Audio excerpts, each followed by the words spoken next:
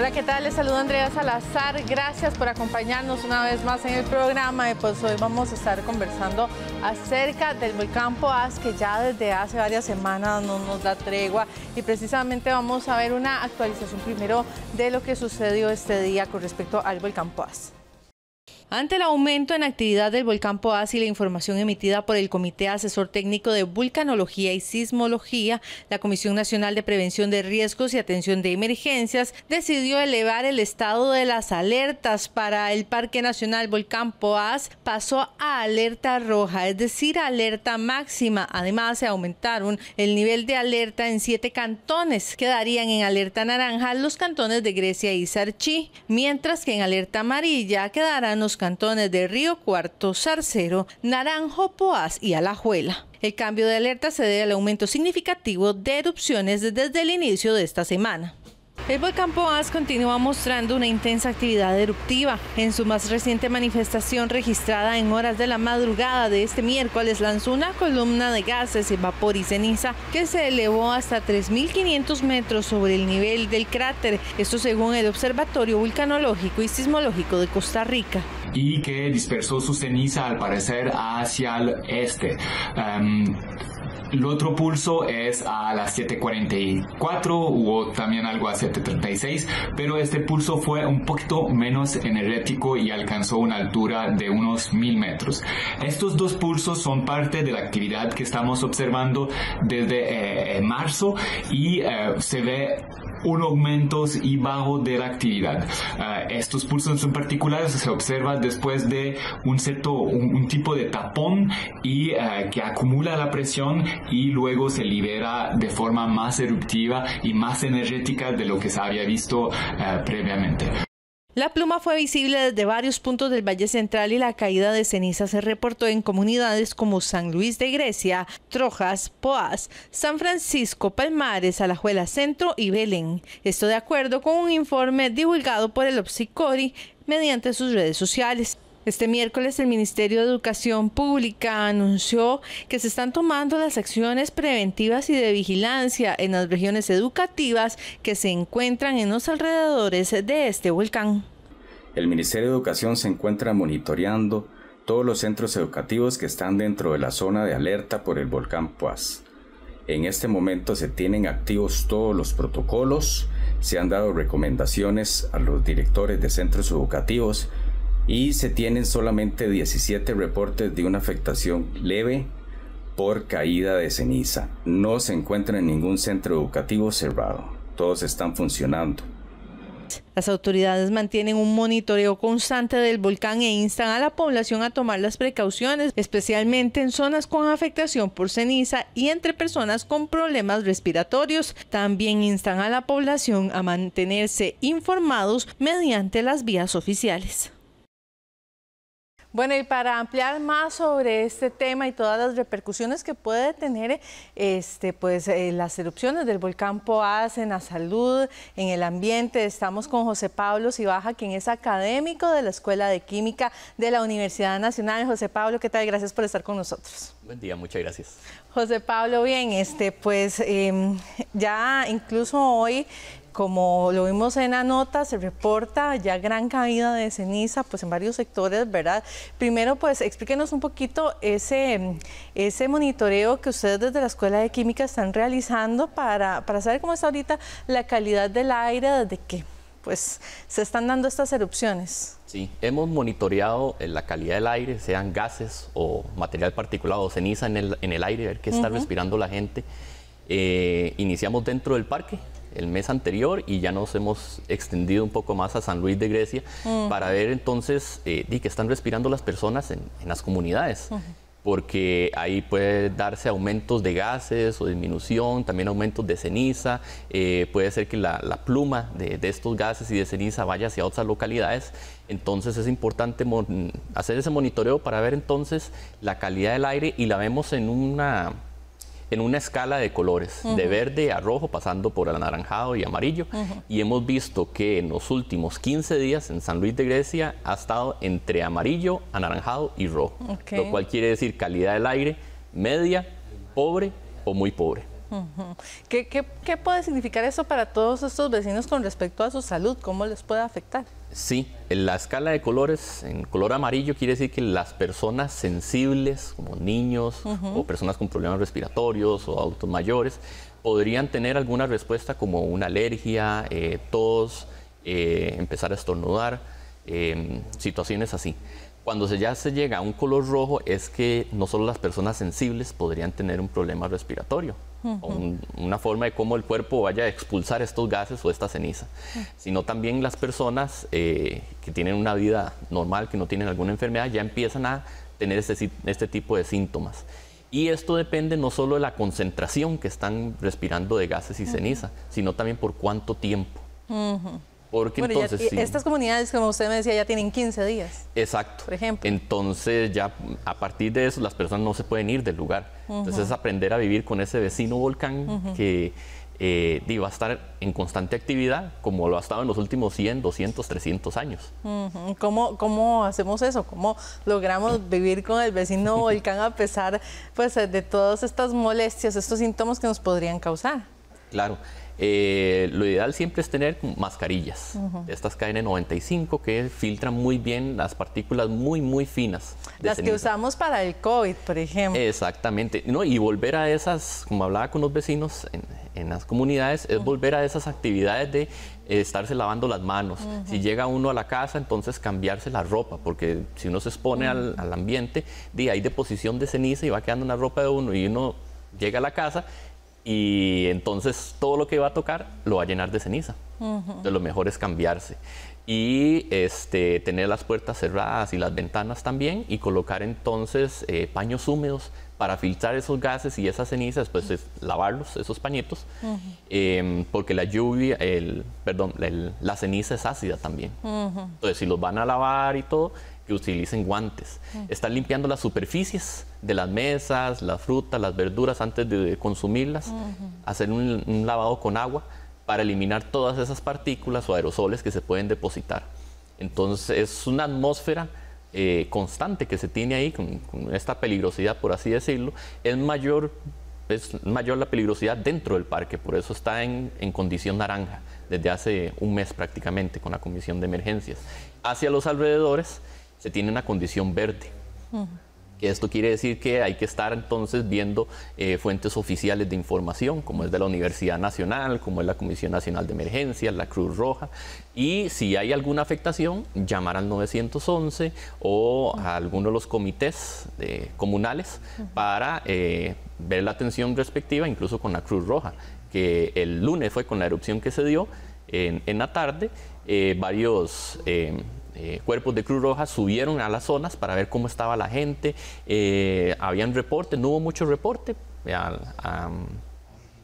por medio de teléfono, pero sí fueron a hacer como un estudio de ver cómo estaba afectándose la gente y ayudarle, porque si es mucho tiempo de exposición a una concentración muy alta, digamos un nivel rojo por todo un día o 2 días, sí las personas van a tener una alergia más fuerte e incluso van a tener que retirarse de esa zona para lo que ya respiraron, irlo botando de nuevo. ¿En qué momento se puede decir que las autoridades deberían de tal vez considerar evacuar zonas debido a esto? Ok, todavía no se ha llegado a un punto de evacuar zonas, eso ya sería con una actividad todavía mucho más fuerte. Ahorita lo que está cayendo de ceniza es una película muy ligera de ceniza, muy ligera.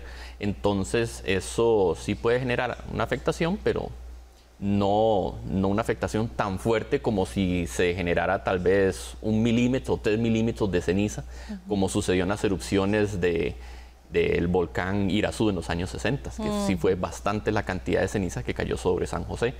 Entonces es aprender a vivir con estas situaciones. Si cae ceniza, no alarmarse. Es una situación normal de un volcán activo. Estamos en la falda, estamos alrededor, estamos en un país donde hay muchos volcanes activos, que ahorita es el volcán Poás. Anteriormente fue el Turrialba, también fue el Rincón de la Vieja, futuramente podría ser, no sé, el Irazú o algo así. Entonces es acostumbrarnos a eso. Estamos en un país donde hay temblores, donde hay vulcanismo, y tener esa educación con respecto a lo que es vivir alrededor de los volcanes. No solo la gente que está en la parte alta del volcán Poás, de Sarchí, de Poás, de Grecia, sino todos nosotros como habitantes de este país. ¿Cómo también se ha visto el monitoreo de otros sectores? Usted me hablaba específicamente de esta zona en Grecia, por ejemplo, Sarchí, el tema del Poás, ¿cómo ha estado monitoreado en ese momento? Sí, hemos monitoreado incluso con satélites para ver lo que se está emitiendo, cómo se va dispersando. Conforme se va alejando del cráter, entonces estas partículas de ceniza o estas partículas de gases se van diluyendo en el aire. Se mezclan con aire limpio, entonces se van diluyendo y diluyendo. Incluso hemos visto que estas masas de aire que emite el volcán Poás pueden llegar hasta el Pacífico y la zona de Punta Arenas. Pero como Punta Arenas ya está a nivel del mar, tal vez esa nube de gases pasa a 1 kilómetro de altura. Entonces la gente no tiene esa percepción. Pero sí se puede ver en los satélites. En otros lugares, por ejemplo, en Grecia Centro, sí las personas han tenido alguna respuesta respiratoria, y más que todo en las noches. Porque en las noches hay un proceso de atmosférico que sea donde, bueno, en un día normal hay radiación solar, hay luz solar, y entonces los gases tienden a ir hacia arriba. Es algo normal. Pero de noche ya no tenemos eso. Entonces más bien los gases tienden a ir hacia la superficie y se concentran. Por eso es que hay, por ejemplo, más llamadas llamadas por parte de las personas sobre algún tipo de alergia durante la noche o en la madrugada. Y ahí es también donde hemos encontrado los valores más altos con los equipos que estamos midiendo. Ustedes, bueno, me decía que han estado realizando visitas a la zona, ¿qué han expresado los vecinos? Sí, los vecinos muchas veces dicen, me cayó mucha ceniza, pero en realidad es una baja cantidad comparado en otros lugares, otras situaciones que se pueden dar. Ahí les explicamos lo que es, si es mucha ceniza para usted, bueno, ¿cómo le está afectando? ¿Cuál es su respuesta? ¿Tiene algún tipo de alergia? ¿Tiene tos? Me dicen, sí, tosí como unas 2 o 3 veces. Ok, está bien. Entonces es un ambiente normal, en realidad. Y ya les explicamos cómo sería un ambiente con una actividad mucho más fuerte, donde tal vez la ceniza ya se empieza a acumular con una capa más gruesa sobre toda la superficie. También les explicamos cuáles son los peligros volcánicos, qué es lo que podría ser este volcán. Ahorita tenemos gases, cenizas. Mucha gente pregunta por lava, pero ahorita no hay lava. Eso es otro peligro volcánico que se tiene que dar otras condiciones para que se den. Porque eso como que le gusta mucho a la gente también. Sí, es algo que llama la atención además. Exacto. Claro. Pero no, ahorita lo que tenemos es gases, cenizas, y dentro del cráter hay lanzamiento de balísticos o rocas incandescentes. Rocas que pueden llegar a unos 250 grados centígrados y caen dentro del cráter. Incluso esas rocas no han llegado ni al mirador del parque. Entonces quedan ahí mismo, exacto. Entonces sí, tenemos una actividad diferente a la de los años anteriores, y este año ha sido, en los últimos años, en los últimos 7 años, tal vez la mayor actividad que hemos visto. Pero recordemos el 2017, donde tuvimos una columna que llegó, creo que fue a 8 kilómetros de altura. Los de esta semana llegaron a unos 4 kilómetros de altura. Han sido los más altos hasta el momento, si no me equivoco. Correcto, han sido los más altos. Entonces es ver que en el 2017 sí hubo una actividad fuerte, tal vez fue más puntual. Ahorita sí ya llevamos 1 mes, 2 meses, un incremento de esta actividad, también una disminución del volumen de agua en el lago, y ahorita no hay lago, y el lago es como un amortiguador de gases. Entonces ahorita no tenemos ese amortiguador, entonces los gases salen libremente. Entonces son situaciones diferentes las que estamos manejando, pero por ejemplo en el 2017 las rocas que se lanzaron llegaron casi a 1 kilómetro de distancia. Eso es más allá del mirador. Claro. Ahorita no hemos llegado a eso. Pero sí hay mucho desprendimiento de gases, que desde la semana pasada ha ido tendiendo a una ligera disminución, con excepción de las erupciones fuertes que se han tenido. Vamos a ver cómo va ese comportamiento en el tiempo, pero lo ideal es no asustarse, hacer caso de los comunicados oficiales, como en la Universidad Nacional, como en la UCR con la red sismológica o con la Comisión Nacional de Emergencias, donde nosotros como entes técnicos llenamos de información reuniones, informes para la toma de decisiones con respecto a si se abre, si se cierra el volcán, si hay que ver las alertas o aumentar la coloración en las comunidades. Entonces lo ideal es estar bien informados, no asustarse, y si hay alguna repercusión o alguna alergia, informar entonces a los entes respectivos. Hablando de la lava, que es algo que siempre llama la atención, como usted lo decía ahora, ¿qué condiciones se tendrían que darse? Tal vez como para que la gente entienda un poquito más, ¿verdad? De cómo o qué aspectos podrían decirnos que sí vendría lava. Según reportes de años anteriores, y hablo de los años 50, hay un reporte de salida de lava en el volcán Poás, pero fue algo pequeñito, quedó todo dentro del cráter. Ok. Entonces, eso es como un registro que se tuvo en ese momento. Desde entonces... No es que lo vamos a ver bajando por el... No. Así como las imágenes, por ejemplo, allá en Hawái o en Islandia. Ajá. Sí, no, todavía no estamos en un panorama de eso. Sí, en las noches hay incandescencia, y es porque se tiene total oscuridad y se tiene una abertura, se tiene dos aberturas en realidad, se tiene la boca A y la boca C en el cráter, los cuales están con constante actividad y están emanando gases y sustancias que están a una temperatura de 200 grados, 250 grados, entonces se va a ver esa incandescencia. Pero para que ya haya lava se necesita tal vez más actividad, más fuerza, más material que vaya ascendiendo, porque entonces desde la cámara magmática, donde se almacena mucho material volcánico, puede estar a 1 kilómetro, 2 kilómetros de profundidad en la montaña, tiene que subir. Y es muy difícil y subir muy caliente para que salga como lava. Como se va enfriando, conforme va ascendiendo, entonces esa roca, lava es roca fundida, es roca a alta temperatura, esa roca se va enfriando y se va fragmentando y sale después como ceniza, que es lo que estamos viendo ahorita. O sale como rocas, bien, ya más frías. Vamos a hacer una pequeña pausa, pero ya regresamos con más. Quédese con nosotros.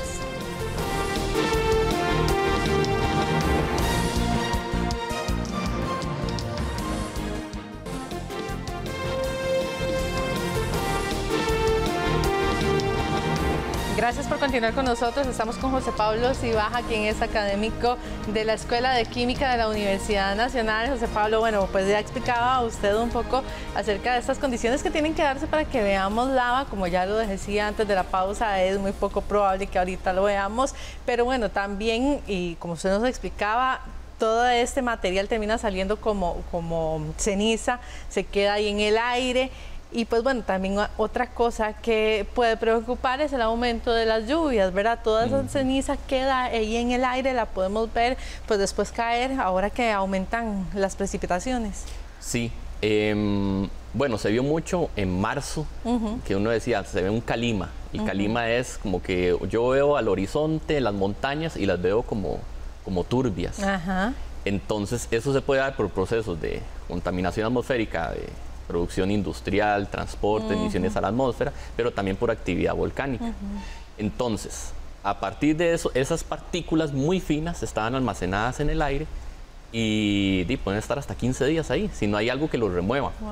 Una forma de removerlos es por la lluvia. Entonces, la gota de lluvia o la gota en las nubes empieza a unirse con gases y el gas lo absorbe. O se une con una partícula de ceniza y la absorbe. Y después la gota se va haciendo más grande y absorbiendo más sustancias y cae. Esa es una forma de cómo lavar el aire que respiramos, la lluvia. Pero lo que estamos haciendo es trasladando esos gases y esa ceniza a la superficie. Por eso es que también está en alerta naranja y que se dan los comunicados de la Comisión Nacional de Emergencias sobre los cuidados que hay que tener en los bajos del Toro. Porque entonces la ceniza que se está emanando por el volcán puede caer por propia acción de la gravedad o por lluvia y se almacena en la parte alta. Se genera como una barrera de ceniza. Y después cuando viene la lluvia se genera como una presa y una cabeza de agua con ceniza. Arrastra toda esa ceniza y es lo que hemos visto en algunos videos de vecinos de Bajos del Toro y zonas alrededor por el río Desagüe, donde se ve un cambio en la tonalidad, se ve ceniza, hay un cambio en acidez y entonces eso es lo que estamos haciendo, un proceso de lavado de la atmósfera, pero esos gases y esa ceniza está trasladándose entonces al agua y a los ríos. Entonces estamos cambiando las características de ese río y tener entonces otro tipo de recomendaciones también con los ríos. Por ejemplo, si hay peces, no consumir esos peces, como sucedió hace algunos años con Rincón de la Vieja, donde se daban los lahares, donde bajaba todos los materiales volcánicos en los ríos, morían los peces y la gente se comía los peces con ceniza. Entonces, evitar eso. ¿Eso qué podría provocar en la salud? Podría generar un dolor de estómago muy fuerte en las personas. Sí. Tal vez diarreas. Aparte de irritaciones, diarreas, eso es lo que podría generar.